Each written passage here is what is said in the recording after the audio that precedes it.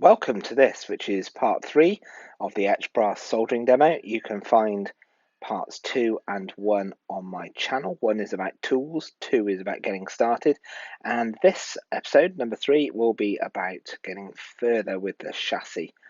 So here we go, let's go for another half an hour of Etched brass soldering demo, and I hope this is helpful. Please do like and subscribe and add your comments, it really helps improve these videos. Thanks.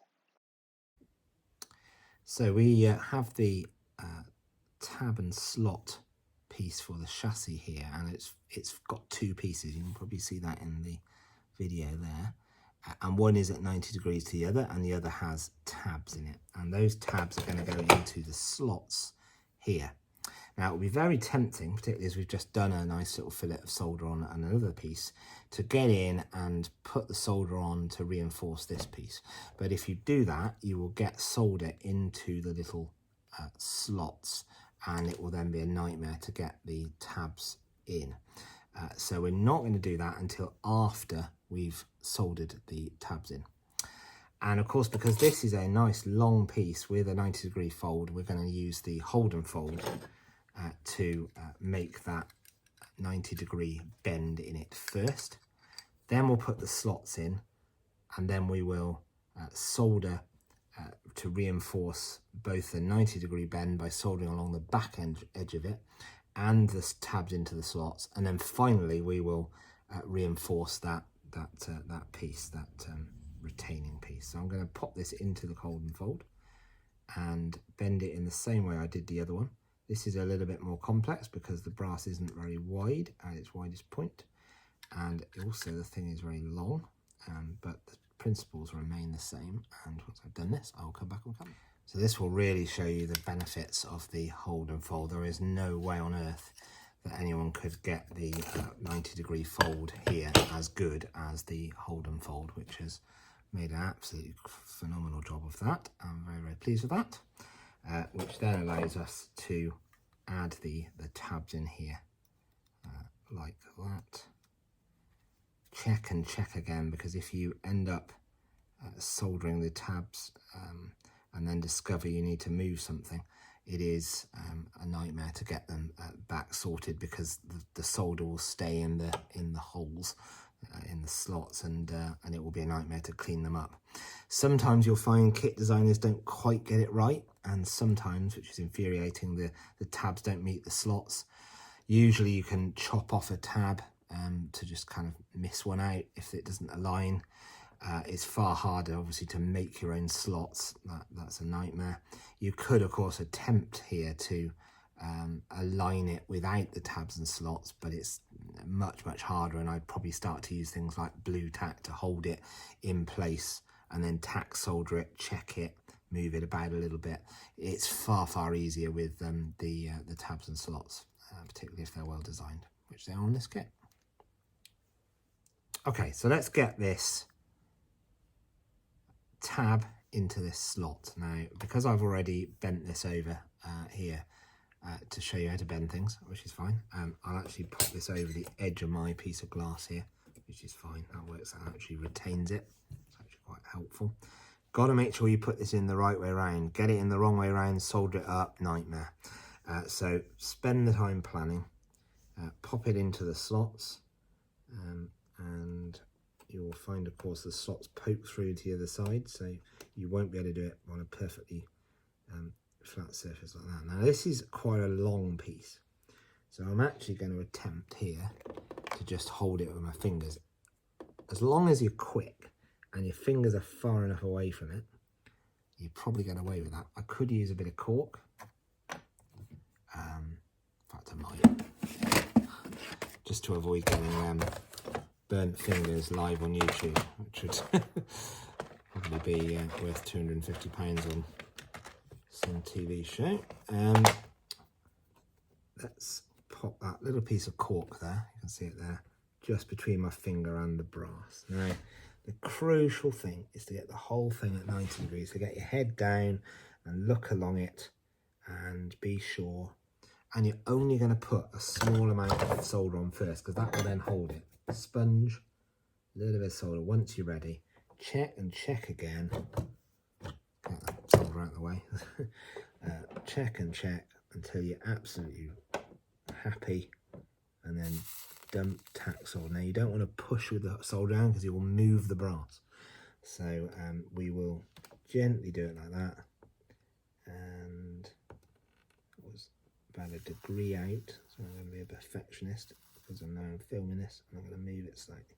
Right, and so I've only put a tiny amount of solder on there, but it then allows me to just check that we've got everything square, the tabs are in place, it's the right way round, we've not messed anything up, and we're happy, and we are.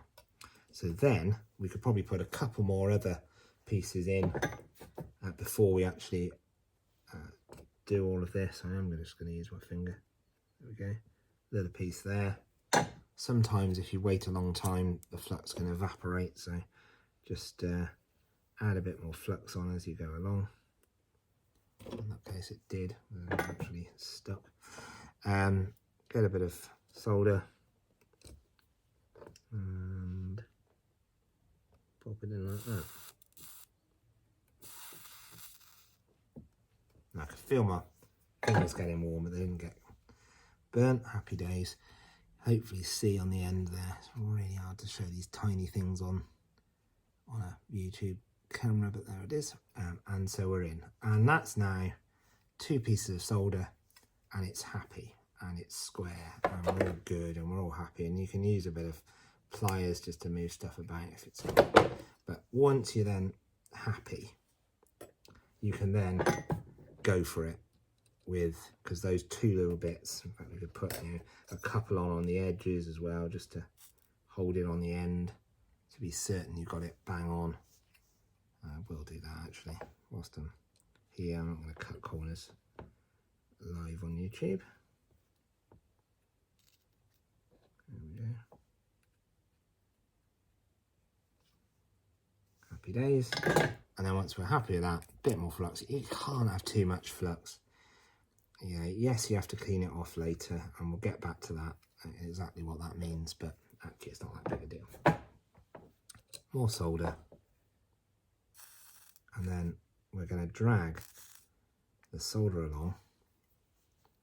Probably should show you this while I'm doing it, by doing it in this direction. Hopefully you can see that, yeah. So we're going to pop the solder in, you'll hear the buzz, and we'll then just drag it along. Because it's being held by the tacks, you can then do what you like in between, as long as you're quick, because it won't move. And you know, you can try to do this while watching. Just drag it along, and you'll see the solder nicely just fall into this seam between things, and you can then start to use the larger pieces that you've put on and actually just move the solder around until you're happy. I mean, honestly, you don't need to have perfect solder the whole way along, because it's kind of unnecessary.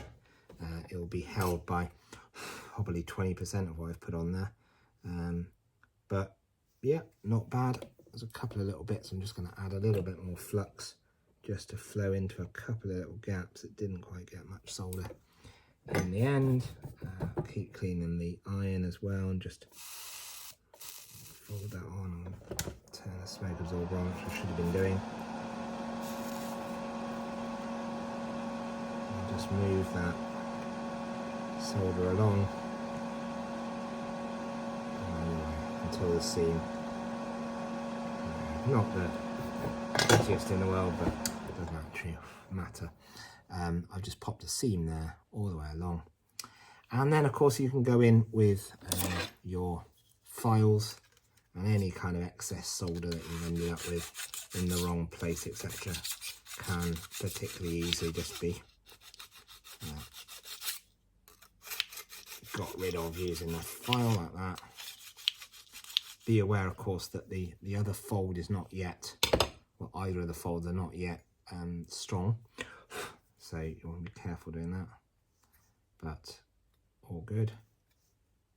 I did just slightly move that, and we've got it on, and you'll see if you've done it well enough, that the solder should have come through into the tab, the other side into the slot. Now the tabs are designed to poke through a bit. That'll play havoc later with interiors and stuff, so I tend to go over them and just file that bit of brass off once it's soldered. But what will and then probably do that fillet inside there. In terms of the footboard, I'll explain myself. If we put a fillet of solder on the inside of this, the inside of this footboard, then that would be very obvious. And when we've painted it, it will probably show up in lots of kind of blobby pieces, which you don't like. So instead of that, what I'm going to do is just pop a little bit of solder on the rear piece where the rear of the bend is, because although that won't look very nice either, you won't see it. So I will just literally, same thing, bit of flux, pop it along, and it's already in position, it's bent nicely, we're happy. Tiny bit of solder, because we don't want too much on this, just to add a little bit of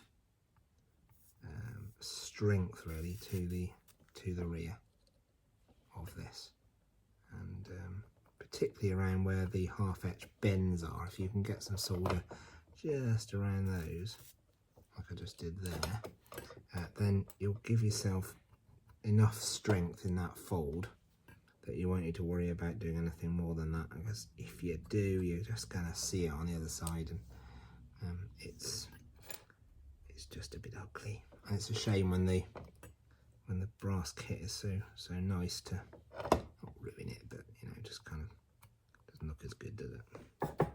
Right, there we go. And you can just test that that's worked by just trying with your finger to try and bend it back, and if it bends and it hasn't taken, now there's a tiny bit of solder come through, and there's always a bit of a risk of that, but you can, when it's a tiny amount, you can get in with a needle file like that and just get it back, or use a little knife carefully, of course, just to get in, and solder's pretty soft in the scheme of things, so you can easily get in with a knife and chop it out enough that you don't have a problem. But if you did that as a whole seam, it would be the very devil to actually clean that up, but that's strong enough now.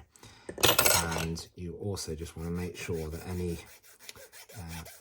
fret half etch pieces that you cut off are nicely enough filed back so you can't see those notches. And I waited until this one was soldered on to do that, because otherwise there was a risk of bending that footboard. But we've got it on, happy days. And now we can put the reinforcing fillet in there. It's particularly important that we file down the tabs which have come through the slots on the ends, because these reinforcing pieces are going to sit on top of them, and if they're not perfectly flat, then obviously this won't sit flat, and the whole coach will look wobbly. Not by much, a couple of degrees or something, but enough to annoy. And now is the moment to do this, not when you've painted it. So yeah, just make sure you get in there and with a nice flat file, just chop the very top of the tab off that's come through that hole, and then the piece can nicely sit. So that, like that. Okay, so I've now been in with my long second cut file and made sure that all those tabs there are nicely flat. You know, just get in there and give it a good file flat. That will just help with any interior you're building, like plasticard, that kind of thing on top of there. You won't have to build an interior, but empty coaches going along the line do tend to be a bit obvious. Certain coaches you can get away with it if the windows are very, very small or that kind of thing, or it's a break bar or something. But I tend to put in at least a good attempt at an interior, seats, tables, etc. And the key partitions, because it does change the lighting effects within a carriage. But anyway, that's for a long way in the future, because at the moment we just have a piece of brass with a little bit of a footboard on it. So now what we're going to do, once we've got those tabs in and we soldered, cleaned up the solder, and we've reinforced that 90-degree bend on the other side, is we're finally going to reinforce that fillet of the folder made right at the start. So again, phosphoric acid right into that seam, hot iron, 145 solder, planning out how you're going to hold it so you don't get burnt or whatever. But you know, if your fingers are this far away from where you're soldering, as long as you quit, you won't even feel it. As I do not feel anything there. And only now am I starting to get a little bit of warmth, but that's it. So you've got enough time. Pop a little bit, I put a bit too much on there, it doesn't matter, you can clean it up later. Pop a few bits on, like before, as like tacking. It's probably the best example because you can see it on a big piece on the camera there. I find that I didn't quite get enough flux in the end there, so you can always come back, add a bit more to the pieces that you haven't done, and then you can melt the piece of solder that you already put on. You'll see the solder start to flow, and just gently pull it along, let it go with the iron, and it always flows with it. You'll see it coming across. There you go. Hopefully you can see that on the camera. It's not the easiest thing to show, but hopefully it's of interest to people. And same thing here, just pop it on there. There we go.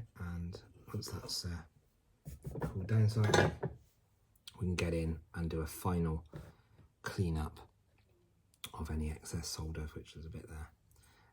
And we've got the one entire side done. And we've got one end done as well. So we'll repeat that entire process to do the other end and the other side.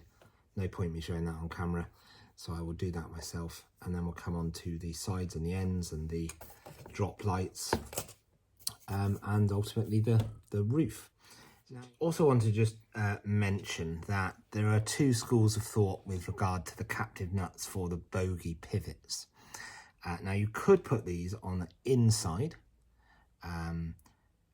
but that will interfere with any interior you want to create. So you'll then have to create a plasticard interior that's probably got a hole in it that can, well, not just a hole in it, but a space for the nut itself to sit within. Or you could put it on the other side, and I tend to do that and then put what's called an O-ring, a plumber's O-ring around it. But you've got to make sure that the nut is absolutely square, otherwise you'll have problems later. And you'll still, whatever you have, you'll still have to some degree a screw coming through the other side, so your interior will need a hole in it. It's kind of Hobson's choice, doesn't really matter either way. As it happens on the one I've completed, I've done it such that they're on the bottom. We're also lucky that we've got an inset kind of floor, so they're not as obvious either. So for this particular coach, I did it that way around. On this one, which is it's a Festiniog carriage, which I'm currently painting the interior for, I actually did them inside, and because this one goes into the guards area, it didn't matter so much, and therefore I can stop the plasticard interior at the point where the captive nut is. On the other end, of course, I had to cut, not very elegantly I have to say, but cut a piece out of the floor so that the nut can come up. It doesn't really matter, you can do it either way really. Now, one other thing that you'll often see in etched brass kits are these things. Hopefully you can see them there. And these are half etch rivet punch holes, and they've been set there by the kit designer, thank you to them, so that you can punch them through and create on the other side, which is the exterior of the carriage. You'll then see the rivet holes, and they're meant to obviously show the rivets that attach the very base of the body to the chassis. So they're really nice, and there's something we'd like to see, I'm sure. not a rivet counter, don't need to worry about every last rivet, but they're a nice little pattern of 5. But we've got to find some way of punching those out. Now, I actually happen to have a rivet press, but that's quite an expensive piece of kit, a specialist piece of kit that basically I'll show in a minute when we do it. But we'll bring down a very sharp punch to push those through and show a rivet detail on the side. But there is another way you can do it without a rivet press, and that is, I have them here. This is what I used before I had a rivet press. These are just bog standard steel nails. A little bit sharp on the end, but they're just bog standard. And what I would do is find a wooden surface, not glass obviously, and pop the end of these nails into there, and then using a tiny hammer and a gentle, and I do mean a gentle, knock it through. Now, I don't happen to have a hammer to hand, so I'm going to use the end of my file. People will probably moan about that, but anyway. Let's see, and I'm just going to knock like that. It doesn't need much, otherwise it will punch all the way through.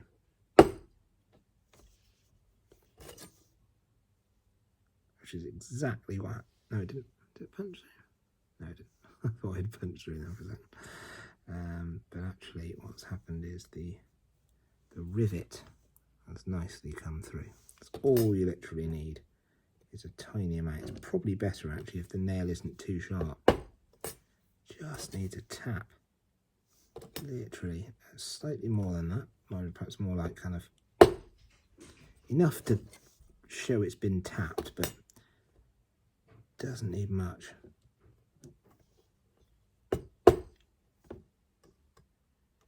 See what these look like. The important thing is to keep your taps about the same.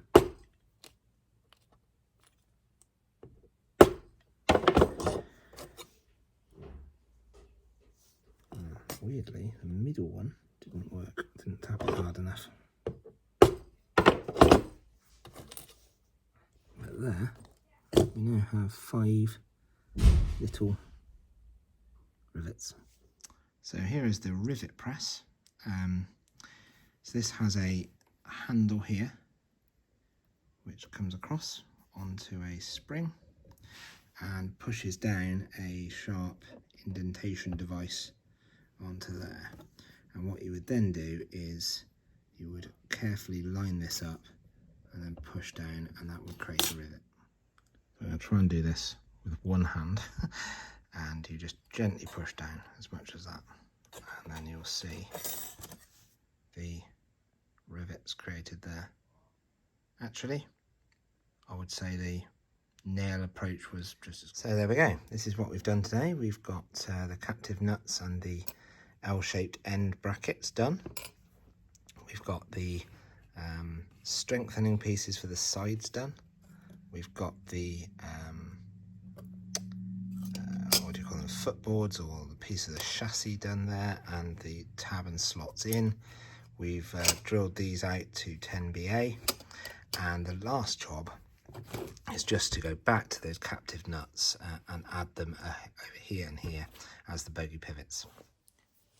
So here we are with Festinial Courage 808, named that way because it spells out Bob, in memory of a long-term volunteer on the railway. So 808 it is, which breaks the normal sequence of carriages starting with 1XX, but completely understandable why, and a little bit of fun as well. On this, we've got pretty much the same as the Veil of Rydal chassis. I've popped in captive nuts underneath. We've got tab and slot chassis. We've folded up the long piece to retain the side. And the only difference on this are that the little steps, which you can just about see there, hopefully, which have a kind of checkerboard approach to them, a checker plate, go into tiny tabs on the, you just see there, hopefully. Now, on the wider step, which is for the wider double door, disabled access doors, you've got 2 tabs, and on the tiny, smaller steps, single doors, you've got 1 tab. I've actually done those already, but I just wanted to show kind of how we do that. It's a bit easier when you've got the 2 tabs, of course, but I'll just move the camera down and we can have a look. So it's as simple as popping it into the tabs, slots into the tabs like so, checking they're in, trying to make sure they're level with the end of the chassis, and then you could either stick a little bit of blue tack in. I have a tiny little piece here, or if you're feeling lucky, then you could try and actually handle it, be exceptionally quick with the iron and move it about. But actually I think you'll find the blue tack method's probably the best. Just don't obviously heat the blue tack with the iron.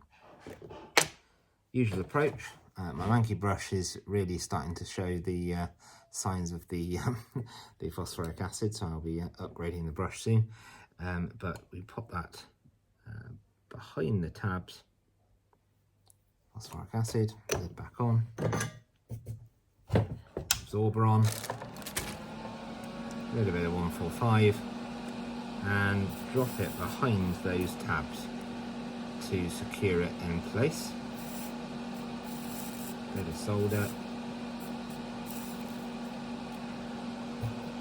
Okay. Still be warm, but I've managed to avoid melting the glue tack. Only issue with the blue tack is you can then, and the checkerboard's an example of this, actually get the blue tack kind of finds itself into some of the checkerboards. I tend to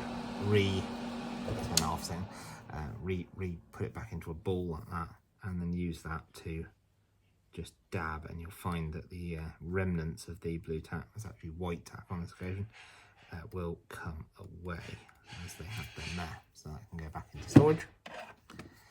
And we have it in. Then you can just check that it's definitely straight.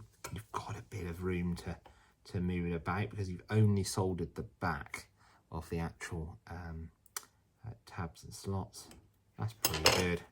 Check it's